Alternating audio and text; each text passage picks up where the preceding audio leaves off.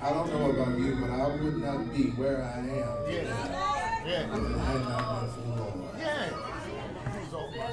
Yeah. And I wouldn't have what I have Yeah. with the lip that I have today if it had not been for the Lord. What God? Okay, I see some of the reason why y'all can't praise God in because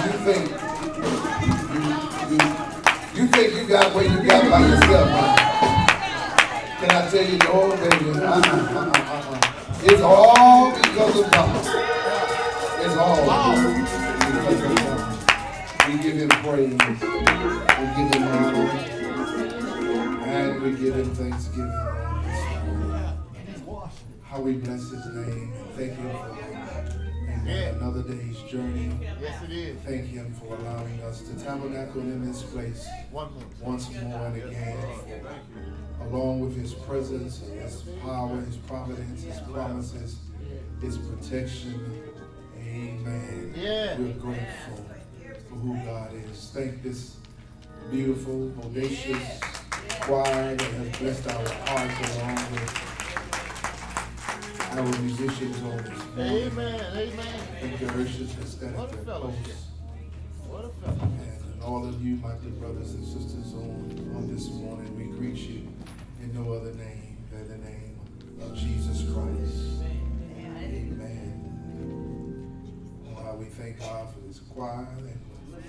They were hacking and coughing, But they pray. but they made it. Yeah. And I've been hacking and coughing this week. Amen. But if they made it, if God brought them through, It's the I same pray that God. God would bring me through. Yeah. I couldn't even get me no Valentine's sugar. I don't blame you. I don't blame you. You did the Trying right to get thing. out in front of this cold. You did the right thing. Amen. But thank God He's the God of another chance. Yeah. Amen. Yeah. Amen. 1 Kings chapter number 17, verses 8 through 16. And the word of the Lord came unto him, saying, Arise, get thee to Zarephath, which belongeth to Zidon, and dwell there. Behold, I have commanded a widow woman there to sustain thee. And he arose and went to Zarephath. And when he came to the gate of the city, behold, the widow woman was there gathering of sticks. And he called to her and said, Fetch me, I pray thee, a little water in a vessel, that I may drink. And as she was going to fetch it, he called to her and said, Bring me, I pray thee, a morsel of bread in thy hand. And she said, As the Lord thy God liveth, I have not a cake, but a handful of meal in a barrel, and a little oil in a cruse. And behold, I am gathering 2 sticks, that I may go in and dress it for me and my son, that we may eat it and die. And Elijah said unto her, Fear not, go and do as thou hast said, but make me thereof a little cake first. Yeah. I'm going to pause right there. And bring it unto me, and after make it for thee and for thy son. For thus saith the Lord God of Israel, the barrel meal shall not waste. Wow. Neither shall the cruse of oil fail, until the day that the Lord sendeth rain upon the earth. And she went and did according to the saying of Elijah. And she and he and her house did eat many days. And the barrel meal wasted not, neither did the cruse of oil fail, according to the word of the Lord, which he spake by Elijah. We believe the Bible to be God's word. We will hear the word. We will receive the word. We will believe the word. And we will live the word. That, sir, we may see Jesus. Amen. On your way to your seat, say, neighbor, oh neighbor, God provides in the meanwhile. And that's what I want to talk about for a little while this morning. God provides in the meanwhile. Meanwhile. It's no secret. Many of us experience a certain level of anxiety when we face the uncertainty of what could, of what might, of what we feel, and of what looks like will happen when we are walking in seasons of which I would call the meanwhile. Meanwhile seasons are familiar to those of us who have been there. They are those waiting seasons between what was happening but is no longer happening due to foreseeable or unforeseen, immediate or incremental interruptions. Meanwhile seasons, in a sense, can be best described as those time periods before something happens. Meanwhile seasons, like the times between the doctor's tests and the doctor's results. Meanwhile seasons, like those times between the engagement and the wedding. Meanwhile seasons, like those times between the interview for the job and the call to get the job.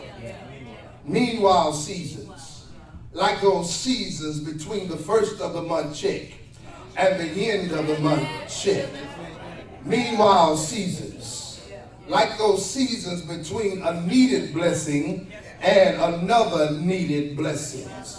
The reality is that you and I, who have lived any amount of time, have experienced perhaps some struggles for need, struggles for some want, and even struggles from what they desire.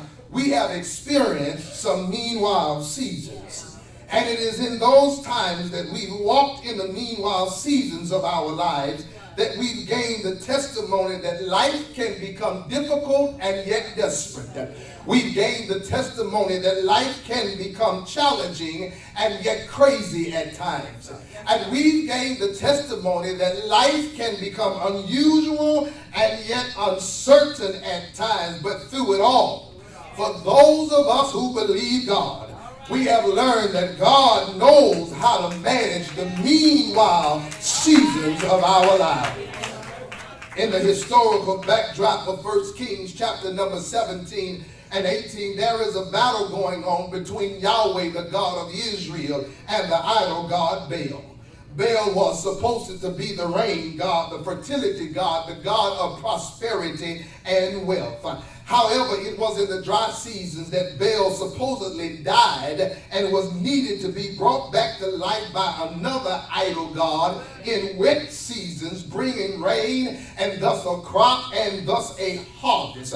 However, Yahweh, the God of Israel, who was and who is always the God of all seasons, who could not die, thus he needed no resurrection.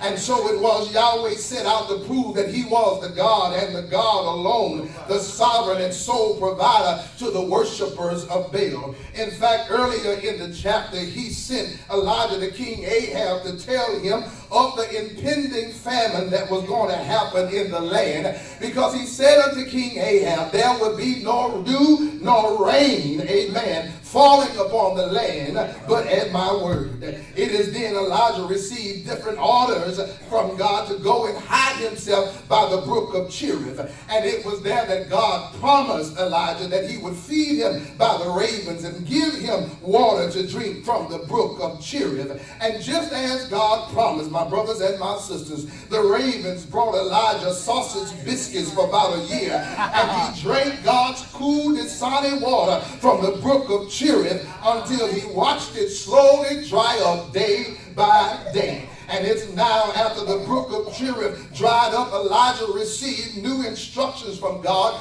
which directed him to go to Zarephath. That's Phoenician territory, which was Baal territory. It was the home of Jezebel's father. Yes, Jezebel's father. Jezebel, the wife of King Ahaz, who was a Baal worshiper. And their intentions was to turn all the worshipers of Yahweh, the God of Israel, into Baal worshipers. And it was here God had commanded a widow to sustain, to care, to feed Elijah, even before he took the nearly 100-mile trip from the brook of Cherith to Zarephath. Elijah now found himself walking in a meanwhile season. I mean, the time between a dried up brook and going to see if this broke widow would provide for him the needs as God has said. However, Elijah obeyed God. He met a widow in the entrance of the city, noticed perhaps by her black widow's attire that was custom for widows to wear.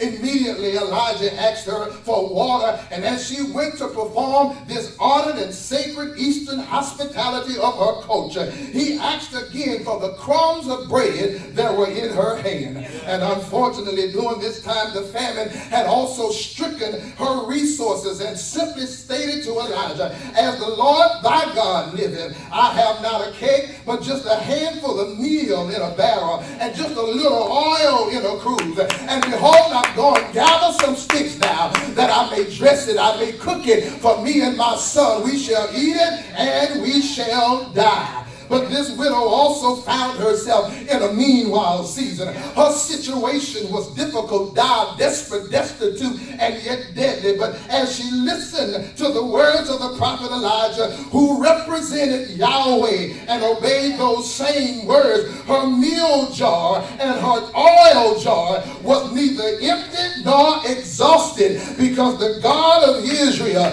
managed her meanwhile season, providing for Elijah, providing for herself, and providing for her son. And my brothers and my sisters, this morning I stopped by here to share with you some good news as believers of God, and that is God and God alone is the sole source of every provision we receive. There is no God like our God, who knows what we need, who knows when we need it, who knows how much we need it, and who's able to provide it for you and I mean, my brothers and sisters, even in the lean seasons of life, when we are in want, when we are in need, and when we have a desire of things and keep up coming short, God knows how to manage our meanwhile seasons. And I wish I had some saints in here who would help me with my voice this morning and talk back to me that you've been in some meanwhile seasons, but you've seen God work, and work mysteriously, and work miraculously, and work matchlessly in your own life. And you can testify this morning that God knows how to manage. Yes, he does. So I mean, Yes. there's no reason for you to worry and fret. No reason for you to lose sleep or lose hope.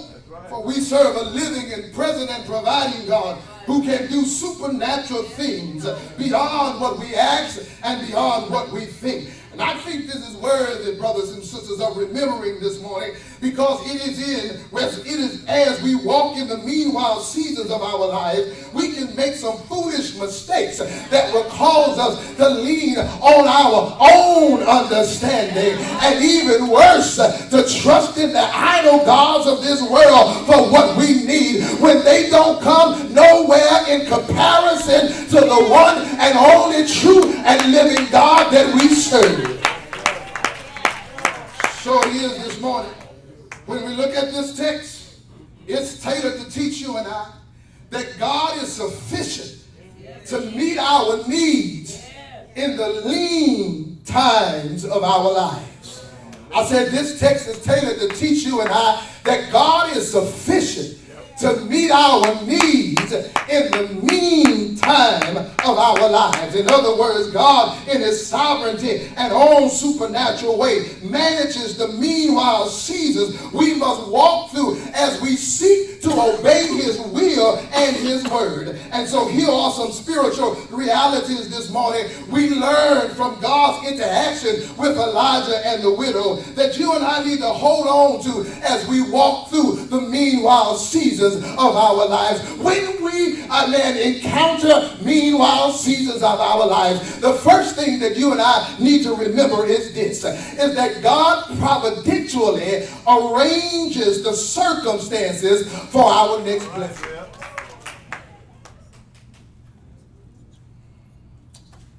The reality is that familiar fountain that you've been drinking from is either about to dry up or it has already dried up. How many of you know some familiar fountains of blessings you used to drink from that God will allow sometimes to dry up? Y'all don't want to talk back to me this morning. I said, how many of you know those familiar fountains that we used to drink from, that God would sometimes allow them to dry up, that he may move us further along the pendulum of his will so that we may walk in the next season of our blessing. Okay, I'm going to go a little deeper because y'all quiet tonight. Listen, this morning, listen. If we are honest with ourselves, some of you are still at the brook of Cherith when you should be in Zarephath. Sitting at a dry brook, waiting on some rain, when there are fresh blessings over in Zarephath.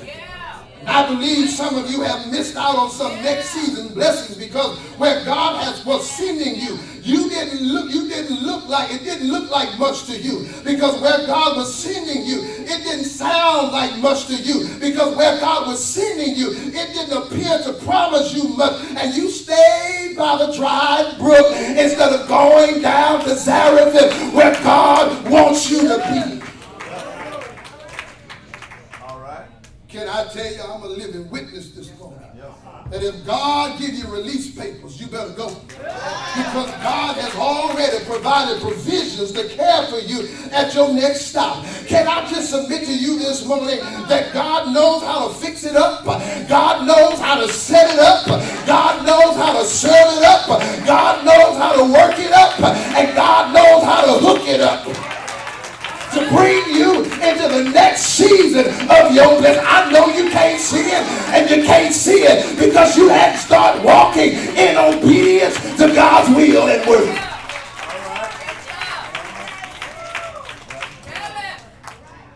Secondly, can I encourage you this morning that listen, when you obey God and you start to walk into your next seasons of blessings, I want to encourage you, don't despise the agent of which God chooses to bless you.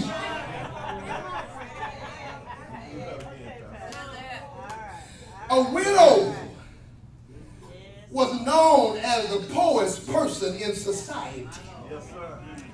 A widow was the first person that normally was expected to run out of food in the midst of a famine. But God sends Elijah to a widow who he had already chose, who he had already equipped, who he had already given a willing heart to be a blessing to Elijah.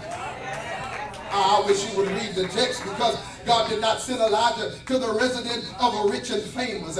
God did not send Elijah to a woman of wealth, nor a person of prosperity. God did not send Elijah to Bank of America, nor Sister Perry to Wells Fargo, nor to H-E-B, nor to Kroger, nor to Unity Bank. But rather God sent Elijah to a widow who had fallen on hard times herself to prove that he can and he will meet your needs in the midst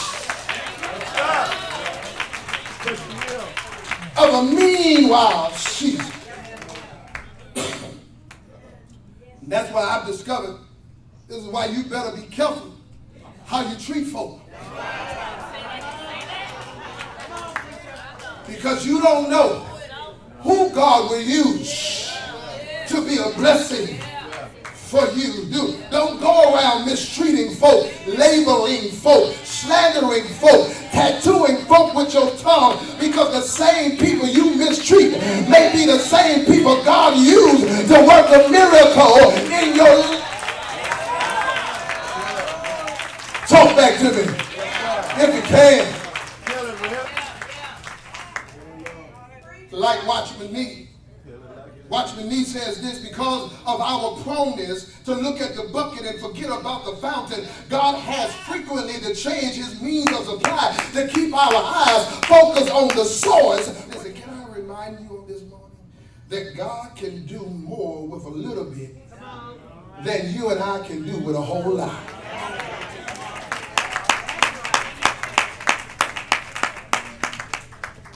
Yes, he can.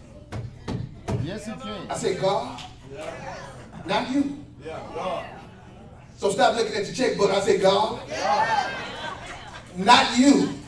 So stop looking at your credit line. I say, God, and not you can do more with a little bit than you can do with a whole lot.